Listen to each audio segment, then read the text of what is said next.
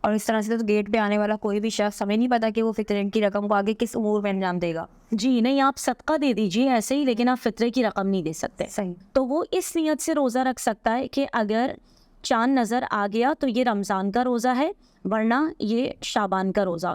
کہ جس پر اگر ماہ رمضان کے روزے قضا ہوں، رہ گئے، اس سے رکھے نہ ہوں، تو کیا وہ شخص مستحب روزے رکھ سکتا ہے؟ عموماً اذان جو ہے وہ کچھ مسجدوں میں پہلے دے دی جاتی ہے وقت سے، اور کچھ مسجدوں میں جو ہے بالکل وقت پر دی جاتی ہے. تو یہاں مکلف کی ذمہ داری یہ ہے، ان تمام کنڈیشن میں ہم اپنے قلب کا اطمینان دیکھیں گے کہ ہمارا دل کیا کہہ رہا ہے. مطلب ہمیں اطمینان ہے. کو میں بیان کرنے سے پہلے ایک نقطے کی طرف اشارہ کروں کہ عموماً مائیں جو ہوتی ہیں وہ محبت میں بھی تھوڑی بہت بھی اگر بچے کو کمزوری فیل ہو رہی ہے یا گرمی لگ رہی ہے تو وہ بچے کو مطلب روزہ نہیں رکھواتی. اعتکاف کی جو ہے وہ بیسک 5 شرائط ہیں.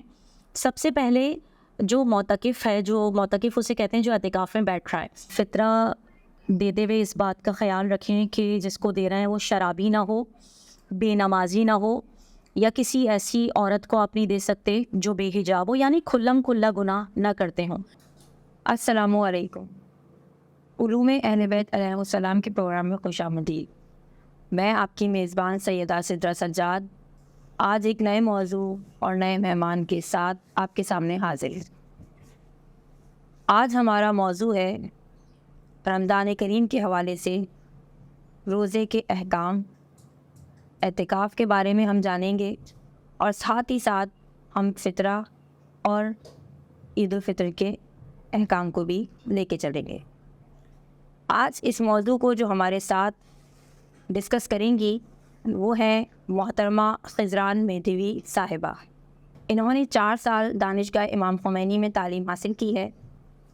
اس کے ساتھ ساتھ ابھی وہ BIS میں احکام بھی پڑھا رہی ہیں اور مختلف مدارس میں بطور معلم اپنی خدمات سر انجام دے چکی ہیں.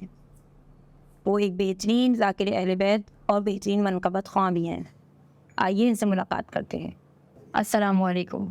وعلیکم السلام. بہت بہت شکریہ، آپ نے اپنے قیمتی وقت میں سے ہمیں ٹائم دیا. بہت شکریہ آپ کا بھی. محترمہ خضران صاحبہ، میں آپ سے پوچھنا ہی چاہوں گی کہ روزہ کیا ہے. پہلے تو ہمارے ناظرین کی خدمت میں اس بات کو واضح کیجیے کہ اسے روزہ کیوں کہتے ہیں. دیکھیے، روزہ جو ہے اسے عربی زبان میں صوم کہا جاتا ہے، اور اسے روزہ اس لیے کہا جاتا ہے کیونکہ روزہ دن کی عبادت ہے، اور دن کو جو ہے وہ روز کہا جاتا ہے، اسی لیے اسے روزہ کہا جاتا ہے. اچھا، روزے کی اقسام کتنی ہیں؟ کتنی قسم کے روزے ہوتے ہیں؟ سب سے پہلے واجب روزے ہیں. واجب روزے جیسے آپ جانتی ہیں ماہ رمضان کے روزے جو ایک بالغ انسان کے اوپر اور تندرست انسان کے اوپر واجب ہوتے ہیں. اسی طریقے سے وہ روزے جو انسان خود نظر، قسم، منت سے اپنے اوپر واجب کر لیتا ہے وہ واجب ہوتے ہیں. اس کے بعد ہمارے پاس آ جاتے ہیں مستحب روزے، جیسے ماہ شعبان کے روزے، رجب کے روزے، یا مختلف دنوں کے جو ہے وہ روزے مستحب ہوتے ہیں. اس کے بعد مکروہ روزے. مکروہ روزہ کون سا ہے؟ یوم عاشور، روزے عاشور کا روزہ جو ہے وہ مکروہ ہے. چوتھی قسم ہمارے پاس روزے کی جو آتی ہے وہ ہے حرام روزے. حرام روزے کون سے ہیں؟ عید الفطر کے دن روزہ رکھنا اور عید الاضحیٰ کے دن روزہ رکھنا. صحیح، شکریہ بہت بہت. اچھا، ایک صورت وہ ہے کہ جب ہمیں ڈاکٹر منع کر رہا ہے کہ روزہ آپ نہ رکھیں، آپ کی صحت کے لیے اچھا نہیں ہے، لیکن ہمارا جسم یا ہمارا عقل بھی اطمینان یہ ہے کہ نہیں میں رکھ سکتی ہوں روزہ. ول پاور انسان کے پاس کہہ رہے نہیں میں رکھ لوں گی، کوئی بات نہیں. ایک قسم وہ ہے کہ جب ڈاکٹر تو کہہ رہا ہے کہ آپ روزہ رکھیں، اس نے اجازت دے دی آپ کے جسم صحیح رکھے، مگر ہمارے اندر سے دل مطمئن نہیں ہے. ہمارے اندر ایک چیز ہے کہ ہم کہہ رہے ہیں نہیں یار روزہ میں نہیں رکھ پاؤں گی. تو ایسی کنڈیشن میں ہم کس کی بات کو سنیں گے، کس کو فالو کریں گے؟ ان تمام کنڈیشن میں ہم اپنے قلب کا اطمینان دیکھیں گے کہ ہمارا دل کیا کہہ رہا ہے. مطلب ہمیں اطمینان ہے. آیا یہاں پر اطمینان اس اعتبار سے بھی دیکھا جاتا ہے کہ ڈاکٹر تو بول رہا ہے کہ آپ رکھ سکتے ہیں، لیکن مجھے معلوم ہے کہ میں رکھوں گی تو بیمار ہو جاؤں گی. اس کے علاوہ انسان اپنے تجربے سے بھی سیکھ سکتا ہے. یعنی پہلے بھی میری ایسی کنڈیشن تھی مگر میں نے روزہ رکھ لیا تھا اور اس کے بعد میں بہت زیادہ بیمار ہو گئی تھی، تو اب اس صورت میں بھی آپ وہاں پر روزہ نہیں رکھ سکتے. یعنی کلاً اگر میں اس کا جواب دوں تو آپ کی اپنی ذات پر ہے. جہاں آپ کو اطمینان ہے کہ آپ بیمار ہو جائیں گی تو وہاں آپ روزہ نہیں رکھ سکتی. صحیح. روزے کی نیت کے بارے میں بتائیے کہ کس طرح سے کی جائے روزے کی نیت. زبان سے کہنا کافی ہے؟ دیکھیے روزہ نیت جو ہے نا اس کا تعلق آپ کی ارادے سے ہے جو آپ کرتے ہیں. فقط زبان سے ادا کرنا جو ہے وہ ضروری نہیں ہے. فقط اگر آپ کے دل میں بھی یہ نیت ہے کہ میں ماہ رمضان کا روزہ رکھ رہی ہوں تو وہ آپ کی نیت شمار ہو جاتی ہے.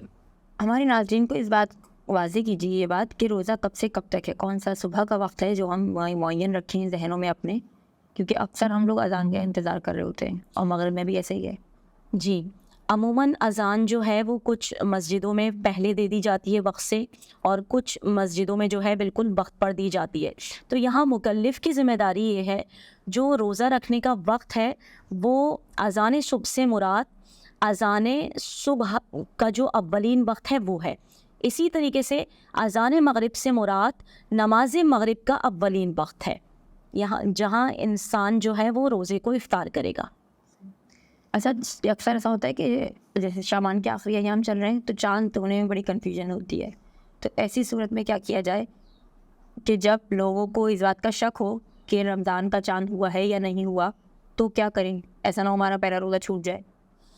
دیکھیے یہاں پر اگر مکلف روزہ رکھنا چاہ رہا ہے اور اسے معلوم نہیں ہے کہ چاند نظر آیا ہے یا نہیں, تو وہ اس نیت سے روزہ رکھ سکتا ہے کہ اگر چاند نظر آ گیا تو یہ رمضان کا روزہ ہے, ورنہ یہ شعبان کا روزہ. تو اب اگر چاند نظر آ جائے گا بعد میں اسے معلوم ہوتا ہے تو یہ آٹومیٹکلی اس کا روزہ واجب روزے میں ہی چلا جائے گا, رمضان کے روزے میں. اسی طریقے سے اگر مکلف روزہ رکھنا نہیں چاہ رہا اور اس نے روزہ نہیں رکھا, اگلے دن اگر رمضان کا پہلا روزہ شمار ہو جاتا ہے تو مکلف کے اوپر کوئی حرج نہیں ہے, کوئی گناہ نہیں ہے. تو وہ کیا کرے گا بعد میں اس کی قضا؟ بعد میں اس کی قضا انجام دے گا. گناہ نہیں ہوگا لیکن قضا انجام. جی بالکل. اچھا, اب یہاں پہ جب چاند کی بات چل رہی ہے رمضان کے, تو ہم عید کے چاند کا بھی سوال یہیں سے پوچھ لیتے ہیں کہ خود چاند دیکھنے کے علاوہ کوئی اور ایسا طریقہ ہے کہ ہمیں چاند کی مطلب عید کی پہلی تاریخ ثابت ہو جائے, کیونکہ عید والا روزہ تو حرام ہو جاتا ہے. جی اس کے 3 طریقے ہیں. عموماً جو ہمارے یہاں بھی زیادہ تر رائج ہے وہ یہی ہے کہ اگر کسی ایک شخص کے کہنے سے بھی انسان کو اطمینان ہو جائے کہ جی چاند نظر آ گیا ہے تو ہمارے لیے چاند ثابت ہے. اس کے علاوہ 2 عادل اشخاص گواہی دیں کہ چاند نظر آ گیا ہے تو بھی ہمارے لیے چاند ثابت ہو جائے گا. تیسرا جو ہے اس میں یہی ہے کہ کچھ لوگوں کے کہنے سے کہ چاند نظر آ گیا ہے اور ہمیں یقین حاصل ہو جائے ہمارے لیے چاند ثابت ہے. محترمہ خزان صاحبہ بتائیے مبطلات روزہ کیا ہے؟ مبطلات روزہ ان کاموں کو کہتے ہیں کہ جن کے انجام دینے سے روزہ باطل ہو جاتا ہے. اس میں سب سے پہلے تو کھانا پینا ہے. اب یہاں ایک سوال یہ آتا ہے, جان بوجھ کر کھانے پینے سے روزہ باطل ہوتا ہے؟ اگر کوئی انسان روزے سے ہے اور وہ بھول جائے, غلطی سے اس نے کچھ کھا لیا تو اس سے روزہ باطل نہیں ہوتا. اس کے بعد دوسری چیز قے کا آ جانا یعنی الٹی ہو جانا. یہاں پر اگر کوئی انسان جان بوجھ کر قے کر رہا ہے تو روزہ باطل ہوتا ہے. عموماً انسان کی طبیعت خراب ہو جاتی ہے اور قے کر لیتا ہے وہ, تو اس صورت میں زیادہ تر جو رائج ہے ہمارے درمیان وہ یہی ہے کہ روزہ باطل ہو گیا, جبکہ ایسا نہیں ہے. جان بوجھ کر قے کرنے سے روزہ باطل ہوتا ہے. اگر خود بخود انسان کو قے ہو جائے بے اختیار تو اس میں روزہ باطل نہیں ہوتا. اس کے علاوہ جو بہت امپورٹنٹ چیز ہے رمضان میں, آج کل ہم زیادہ تر اسٹیٹس وغیرہ رکھتے ہیں تو بہت زیادہ ضروری ہے اس مسئلے کو دیکھنا کہ روزے کی حالت میں خدا, رسول اور اہل بیت سے, اماموں سے کوئی بھی جھوٹ منسوب کرنا. اس میں یہ ہوتا ہے کہ آپ کوئی حدیث بیان کر رہی ہیں, آپ کوئی قول بیان کر رہی ہیں, یا آپ حتیٰ کہ اسٹیٹس پہ بھی اگر آپ کوئی قول رکھ رہی ہیں, بیان کر رہی ہیں, تو وہاں ضروری ہے کہ آپ تحقیق کریں کہ جو قول اور حدیث ہے وہ مستند ہے یا نہیں. اور کسی قول میں اگر آپ کو اشتباہ ہو کہ آیا یہ مستند ہے یا نہیں تو آپ کے لیے بہتر یہ کہ آپ وہاں پر حوالہ دے دیجئے. اس کے علاوہ مبطلات روزہ میں سے اذان صبح تک حالت نجاست میں باقی رہنا, یعنی حالت نجاست میں آپ ہیں اور غسل نہیں کرتے اور اذان صبح ہو جاتی ہے تو بھی اس سے روزہ باطل ہو جاتا ہے, یعنی روزہ نہیں رکھ سکتے اگلے روزے میں داخل ہو گئے. جی ٹھیک. تو یہ ہے مبطلات روزہ. اچھا, ایسا ہے کہ اکثر خواتین افطار میں کھانا بنا رہی ہوتی ہیں تو ظاہر سی بات ہے تھوڑا سا ٹیسٹ تو کرنا پڑتا ہے, نمک مرچی کیسی ہیں, تو زبان سے ہم ہلکا سا ٹیسٹ کر لیں, حالت میں نہ لے کے جائیں, تو یہ کیسا ہے, اس سے کیا روزہ رہے گا ہمارا صحیح؟ جی فقط چکھنے سے جو ہے وہ روزہ باطل نہیں ہوتا. آپ ذائقے کے لیے نمک برابر کرنے کے لیے آپ اس کو ٹیسٹ کر سکتی ہیں اور اس کے بعد آپ تھوک دیں. لیکن اگر جان بوجھ کر حلق میں اگر چلا جائے تو ظاہر ہے روزہ باطل ہو جائے گا, ادروائز صحیح ہے روزہ.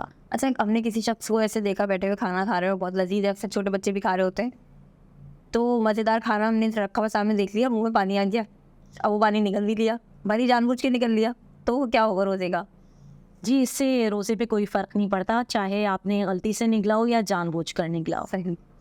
اچھا, اکثر روزے کے دوران منہ میں بلغم آتا ہے بہت سارے لوگوں کے, لوگ اکثر یہ سمجھتے ہیں کہ اسے نگلنے سے روزہ باطل ہو جاتا ہے. آپ اس بارے میں کیا کہیں گی؟ اس بارے میں جو ہے وہ حکم کیا ہے روزے کے حوالے سے؟ اس میں حکم یہ ہے کہ اگر آپ اس کو بلغم نگل بھی ہیں تو اس سے روزہ باطل نہیں ہوتا, چاہے آپ جان بوجھ کر اس کو نگل رہے ہیں یا بے اختیار, اس سے روزے پہ کوئی فرق نہیں پڑتا. اچھا, انجیکشن اور ڈرپ کے حوالے سے بھی ناظرین کو واضح کر دیں کہ ہم اس کا استعمال کر سکتے ہیں. جی بالکل, انجیکشن اور ڈرپ وغیرہ بھی آپ روزے کی حالت میں لگوا سکتے ہیں, کوئی مسئلہ نہیں ہے. بہت سارے لوگ ایسے ہوتے ہیں کہ بھولے سے روزے میں کچھ کھا لیتے ہیں. اکثر ایسا ہوتا ہے کہ ہمارے سامنے کوئی شخص بیٹھا ہوا ہے, ہمیں پتہ ہے کہ اس کو روزہ ہے, وہ کچھ کھا لے, اور تو کیا ہم سمجھتے ہیں ہمارے لیے ضروری ہے کہ ہم اس کو روکنا ہے, اس کو باور کرانا ہے, نہیں کھاؤ تمہارا روزہ ہے؟ تو اس معاملے میں ہمیں خاموش رہنا چاہیے یا بولنا چاہیے؟ ہمارے پر کوئی گناہ تو نہیں آئے گا؟ نہیں, اس معاملے میں آپ خاموش رہیں, اس کو کھانے دے دیجیے. ٹھیک ہے, کوئی ذمہ داری نہیں. صحیح. تو ہمارے پاس کوئی گناہ نہیں ہے, نہیں ہے کہ اس کو نہیں جائے, بتانا بھی ضروری نہیں ہے, کوئی ذمہ داری نہیں ہے. ٹھیک ہے, اس کو کھانے دیں. جی, اکثر لوگ کہتے ہیں ہم کیوں بھولے سے نکالے تھے. ٹھیک ہے. اسی طرح باقی جو چھوٹے چھوٹے ہمارے مسئلے اکثر دیکھنے میں ملتے ہیں, لوگوں کے ذہنوں میں سوال ہوتا ہے تیل لگانا, ٹوتھ پیسٹ اور جو ہے وہ پرفیوم لگانے سے متعلق, یا ناخن کاٹنا, بال کٹوانا, یہ سب چیزیں, اکثر آئی برو وغیرہ بنوانا, اکثر خواتین کے ذہن میں سب چیزیں ہوتی ہیں. اس کو مجموعی طور پہ آپ بیان کریں خواتین کے لیے.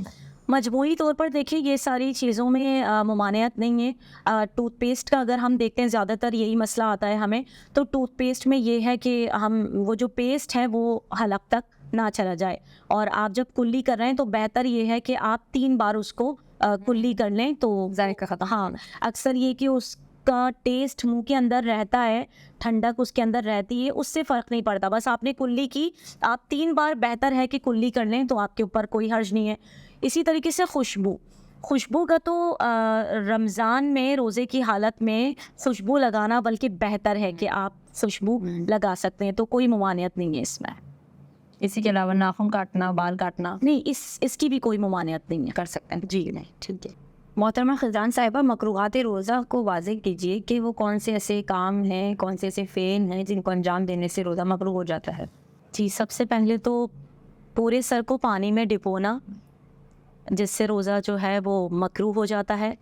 اسی کے ساتھ خاتون کا جو ہے وہ پانی کے اندر بیٹھنا یا پھر پورے لباس کو جو ہے وہ گیلا کرنا, اس سے بھی روزہ جو ہے مکروہ ہو جاتا ہے. آنکھوں میں سرما لگانا یا کوئی دوا ڈالنا جس کی بو یا ذائقہ جو ہے وہ حلق تک محسوس ہو رہا ہو, یہ بھی مکروہات میں سے ہے. ناک پہ کوئی دوا ڈالنا جس سے یہ معلوم نہ ہو کہ وہ حلق تک پہنچ جائے گی, البتہ اگر معلوم ہو کہ حلق تک پہنچ جائے گی تو روزہ باطل ہو جائے گا. اس کے علاوہ روزے میں کوئی بھی ایسا کام کرنا جس سے انسان کے بدن میں کمزوری محسوس ہو, مثلاً کسی کو خون دینا. اسی کے ساتھ دانت نکلوانا روزے کی حالت میں, اور گیلی لکڑی سے مسواک کرنا, خوشبودار گھاس کو سونگنا. یہ چند مکروہات ہیں جنہیں انجام دینے سے فقط روزہ مکروہ ہوتا ہے. میں ایک بات اور واضح کرتی چلوں, ان ساری چیزوں سے روزہ باطل نہیں ہوتا, صرف مکروہ ہے, یعنی اس روزے کا ثواب تھوڑا کم ہو جاتا ہے. ہمارے ناظرین کو یہ بات واضح کیجیے کہ ماہ رمضان کے روزے کو توڑنے یا چھوڑنے کا کفارہ کیا ہے؟ ماہ رمضان کے روزوں کو جان بوجھ کر توڑنے کے 3 کفارے ہیں, جس میں سے پہلا کفارہ آپ نے 1 روزے کے بدلے 60 روزے رکھنے ہیں. دوسرا کفارہ 60 فقیروں کو کھانا کھلانا ہے. یہاں ایک سوال جو عموماً پوچھا جاتا ہے, کیا ہم ایک ہی فقیر کو 60 فقیروں کے جتنا کھانا دے سکتے ہیں؟ تو اس کا جواب یہ ہے کہ نہیں, آپ نے 60 کے عدد کو مکمل کرنا ہے. تیسرا جو کفارہ ہے وہ ہے غلام آزاد کروانا. چونکہ اب غلام کا کانسیپٹ پچھلے زمانے کی طرح نہیں ہے، تو یہ والا جو ہے آپشن یہ ختم ہو جاتا ہے. ہمارے پاس 2 ہی آپشن بچتے ہیں. اگر کوئی انسان یہ دونوں کام نہیں کر سکتا، 60 روزے نہیں رکھ سکتا یا 60 فقیروں کو کھانا نہیں کھلا سکتا، تو اس کے لیے بہتر یہ ہے کہ جتنے فقیروں کو وہ کھانا کھلا سکتا ہے وہ اتنے فقیروں کو کھانا کھلا دے، اور اس کے علاوہ توبہ اور استغفار کرے. بہت بہترین. آپ نے یہ ہمیں مطمئن کیا اس بات سے کہ یا تو ہم 60 فقیروں کو کھانا کھلائیں یا پھر ہم جو ہے وہ 60 روزے بھی رکھ سکتے ہیں اگر کوئی رکھ سکتا ہے انسان. تو یہ اللہ تعالیٰ نے جو ہے ہمیں 1 سے 2 حل دیے ہیں اس چیز کے لیے، کیونکہ اب غلاموں کا جیسا آپ نے بتایا کہ نہیں ہے دور، تو اب وہ آپشن ہمارے پاس سے ثابت ہو جاتا ہے. اچھا، یہاں یہ بات واضح کیجیے، کیا غیر سید کا کفارہ سید کو دیا جا سکتا ہے؟ جی، غیر سید کا کفارہ بالکل سید کو دیا جا سکتا ہے، اس میں کوئی فرق نہیں ہے، مگر یہاں ایک چیز جو ہے وہ مختلف ہے، وہ زکوٰۃ، یعنی واجب زکوٰۃ جو ہے وہ غیر سید کو نہیں دے سکتے. ہمارے ناظرین کو یہ بات واضح کیجیے کہ ہم نے کہا کہ 60 فقیروں کو کھانا کھلانا یا مومن کی لفظ آتا ہے یا دیندار کا لفظ آتا ہے، تو اس کو واضح کیجیے کہ اس کو ہمارے معاشرے میں ہم کن لوگوں کا انتخاب کریں گے. دیکھیے، سب سے پہلے یہاں کہا کہ آپ کفارہ جو ہے وہ 60 فقیروں کو دیں گے، تو سب سے پہلے تو آپ نے 60 کی عدد کو پورا کرنا ہے. ایسا نہیں ہے کہ آپ ایک ہی فقیر کو سارا دے دیں گے، میں پہلے بھی بیان کر چکی ہوں. اب یہاں 3 چیزیں ہمارے پاس آ رہی ہیں. اب سب سے پہلے ہم نے کہا کہ مومن ہونا چاہیے، تو مومن کی ڈیفینیشن یہ ہے کہ وہ 12 اماموں کو ماننے والا ہونا چاہیے. پھر کہا کہ فقیر ہو. فقیر کیا ہے؟ آیا یہ جو سڑک پہ بھیک مانگ رہے ہیں کہ یہ فقیر ہیں؟ کہا نہیں. فقیر سے مراد، فقیر کی ڈیفینیشن یہ ہے کہ فقیر وہ شخص ہے کہ جس کے معاشرتی اعتبار سے جس کے اخراجات بہت زیادہ ہوں اور اس کی آمدنی کم ہو، ایسا بندہ فقیر ہے. صحیح. آپ کی وہ فیملی میں بھی ہو سکتا ہے، آپ کے رشتہ داروں میں بھی، آپ کے محلے میں بھی ہو سکتا ہے، یعنی ایسے لوگ بہت زیادہ موجود ہیں جن کی آمدنی کم ہے اور اخراجات زیادہ ہیں. تیسری چیز اس میں کہا دیندار ہو.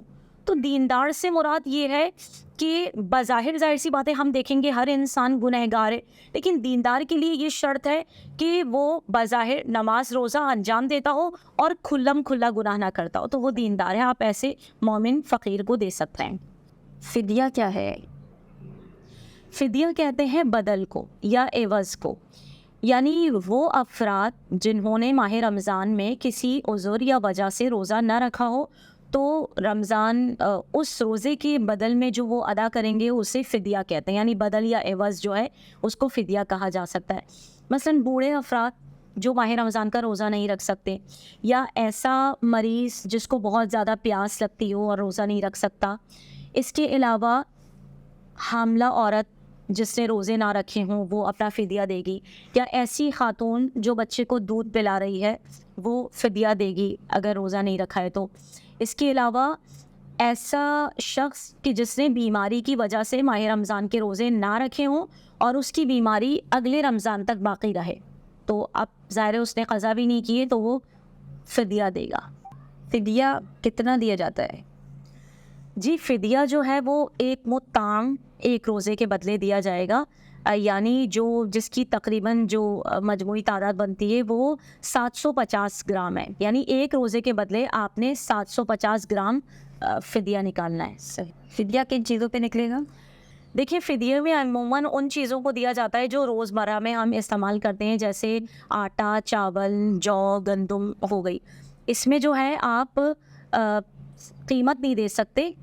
اگر آپ قیمت دے بھی رہے ہیں تو دینے والے کو آپ نے پابند کرنا ہے کہ آپ نے اس سے آٹا، چاول، یہی چیزیں لے رہے ہیں، کوئی اور کسی اور مصرف میں نہیں استعمال. جی ہاں، اور آپ کو یقین ہو کہ وہ خریدے گا اس سے یہ چیز، تو آپ کے لیے جائز ہے. اچھا، جیسے آپ بتا رہی ہیں تو کیا ہم ایک روزے کا فدیہ یا ہم پورے ایک ماہ رمضان کے 30 روزوں کا فدیہ ایک شخص کو دے سکتے ہیں؟ جی بالکل دے سکتے ہیں. ٹھیک ہے.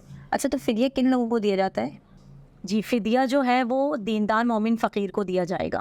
جیسے ہمارے یہاں بچیاں ماشاء اللہ بالغ ہو جاتی ہیں، آج کل ڈائٹ اتنی اچھی نہیں ہے کہ وہ اتنی طاقتور اور جسمانی لحاظ سے اتنی مستحکم ہو جائیں، تو اکثر ایسا ہوتا ہے کچھ بچیاں تھوڑی کمزور ہوتی ہیں تو وہ روزے رکھنے کی کوشش بھی کر لیں، روزہ رکھ بھی لیں، لیکن انہیں روزہ رکھنے سے کمزوری محسوس ہوتی ہے اور وہ بقیہ روزے ماہ رمضان کی نہیں رکھ پاتی، چاہتی ہیں مگر پھر بھی نہیں رکھ پاتی. تو ایسی صورت میں کیا ان پر روزے کی قضا ہوگی؟ جی، اس مسئلے کو میں بیان کرنے سے پہلے ایک نقطے کی طرف اشارہ کروں کہ عموماً مائیں جو ہوتی ہیں وہ محبت میں بھی تھوڑی بہت بھی اگر بچے کو کمزوری فیل ہو رہی ہے یا گرمی لگ رہی ہے تو وہ بچے کو مطلب روزہ نہیں رکھواتی.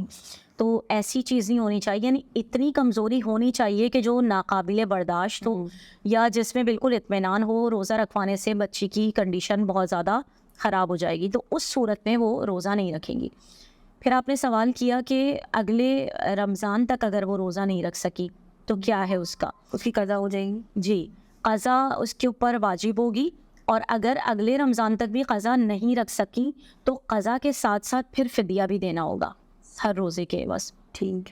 اچھا اس کو واضح کیجیے، عمر ہمارے ناظرین کے ذہنوں میں نہیں ہوتا کہ جس پر اگر ماہ رمضان کے روزے قضا ہوں، رہ گئے، اسے رکھے نہ ہوں، تو کیا وہ شخص مستحب روزے رکھ سکتا ہے؟ جی نہیں رکھ سکتا، کیونکہ اگر وہ مستحب رکھے گا بھی تو اس کا وہ روزہ باطل ہو جائے گا. تو قضا کی نیت کرے. عموماً لوگوں کو یہ ہوتا ہے کہ بہت جیسے مستحب روزہ رکھ رہے ہیں تو دن بہت اچھا ہوتا ہے، تو ان کو یہ ہوتا ہے کہ ہمیں مستحب کا ثواب نہیں ملے گا. تو ایسا نہیں ہے، آپ قضا کی نیت کریں گی اور ظاہر ہے اس دن کے روزے کی جو برکتیں وغیرہ ہیں ثواب وہ بھی آپ کو اس میں کاؤنٹ ہو جائے گا. اچھا اگر کسی کا روزہ کفارے کا رہ گیا ہو یا نظر اور منت کا کوئی روزہ باقی ہو اس کے ساتھ وہ مستحب روزہ رکھ سکتا ہے؟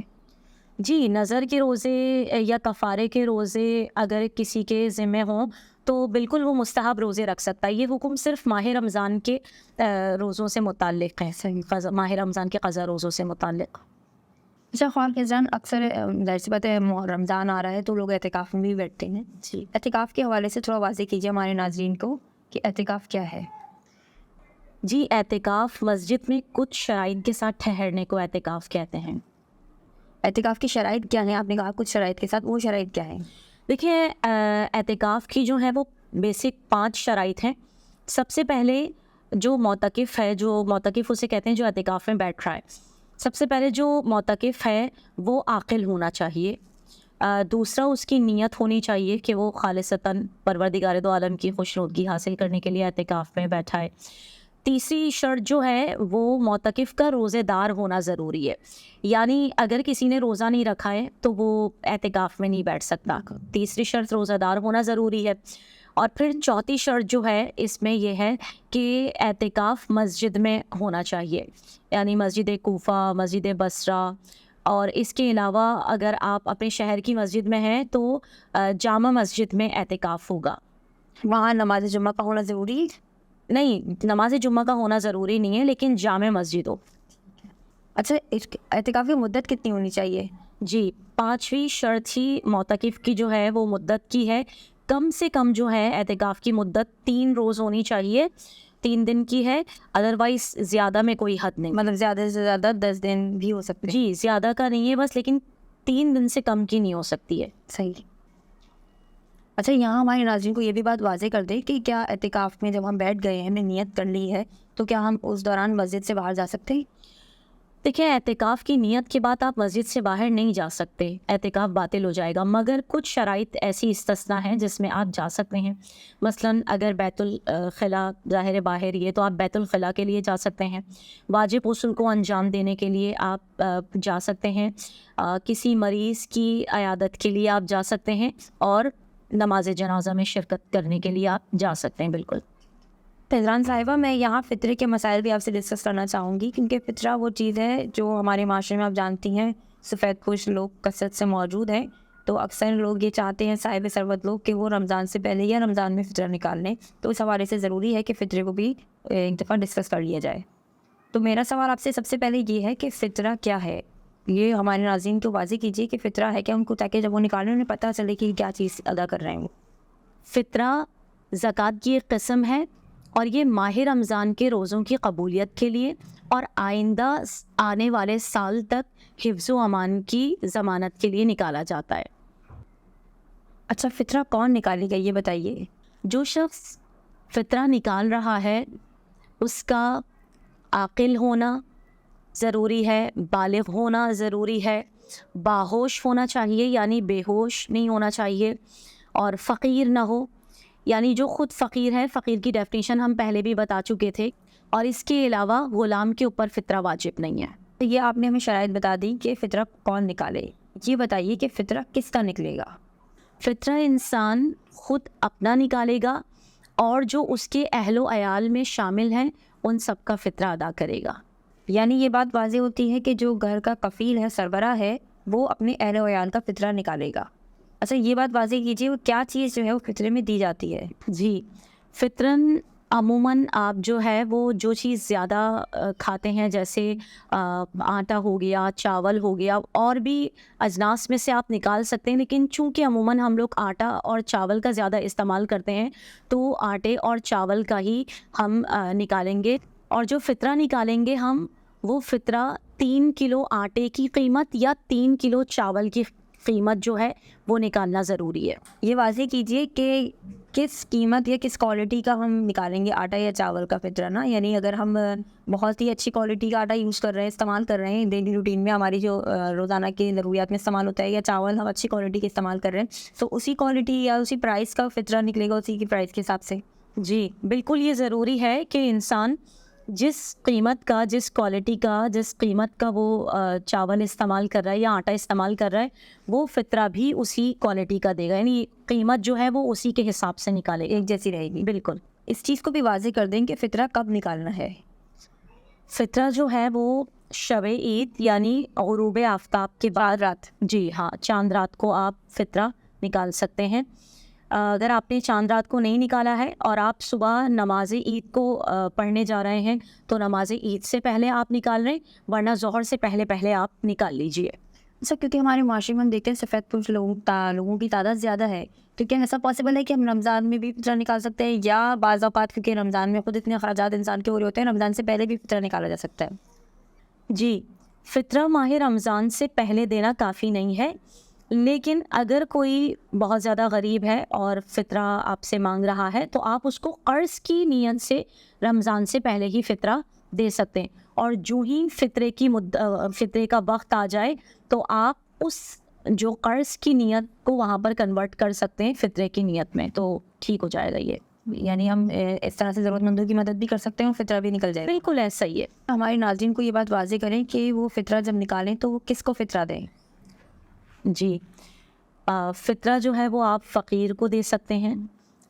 فطرہ دیتے ہوئے اس بات کا خیال رکھیں کہ جس کو دے رہے ہیں وہ شرابی نہ ہو، بے نمازی نہ ہو، یا کسی ایسی عورت کو آپ نہیں دے سکتے جو بے حجاب ہو، یعنی کھلم کھلا گناہ نہ کرتے ہوں. یعنی کھلم کھلا کوئی شراب نہ پی رہا ہو یا بے پردہ نہ ہو، تو آپ ان کو دے سکتے ہیں.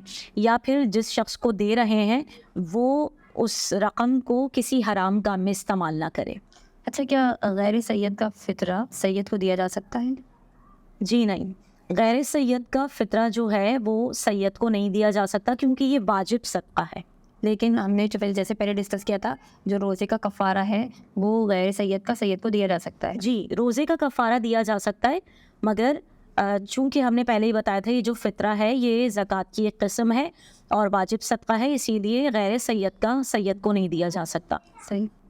جس کو ہم فطرہ دے رہے ہیں کیا اس کو یہ بتانا ضروری ہے کہ یہ فطرے کی رقم ہے؟ جی نہیں، ضروری نہیں ہے کہ آپ اس کو بتائیں کہ یہ فطرے کی رقم ہے، آپ ایسے ہی دے سکتے ہیں. اچھا تو اس کا مطلب یہ ہوا کہ آج کل ہم دیکھتے ہیں کہ ہمارے دروازے پہ یا ہمارے کانٹیکٹ میں ایسے بہت سارے لوگ آتے ہیں کہ جو ہم سے زبردستی بائی فورس فطرہ بھی مانگ رہے ہوتے ہیں. تو کیونکہ آپ نے جیسے فطرے کی شرائط بتائی ہیں کہ کن کن افراد کو فطرہ دیا جا سکتا ہے، تو اس طرح سے ہم سر عام کسی کو بھی فطرہ نہیں دے سکتے، جبکہ وہ انہی شخص کو دیا جا سکتا ہے جو ان شرائط پر پورے اتر رہے ہو. جی بالکل، چونکہ اسلام نے آپ کو شرائط دی ہوئی ہیں تو تحقیق کرنا ہمارے اوپر واجب ہے کہ جس کو ہم فطرہ دے رہے ہیں وہ مستحق ہے یا نہیں. اور اس طرح سے تو گیٹ پہ آنے والا کوئی بھی شخص ہمیں نہیں پتا کہ وہ فطرے کی رقم کو آگے کس امور میں انجام دے گا. جی نہیں، آپ صدقہ دے دیجیے ایسے ہی، لیکن آپ فطرے کی رقم نہیں دے سکتے. صحیح. بہت شکریہ آپ کا محترمہ خزان مہدوی صاحبہ، آپ نے اپنے قیمتی وقت میں سے ہمیں ٹائم دیا. انشاءاللہ پھر ضرور آپ کو دوبارہ زحمت دیں گے تاکہ آپ ہمارے اور ناظرین کے سوالات کے جواب دیں اور ہماری ذہنوں کی الجھنوں کو دور کریں. انشاءاللہ. بہت شکریہ آپ کا.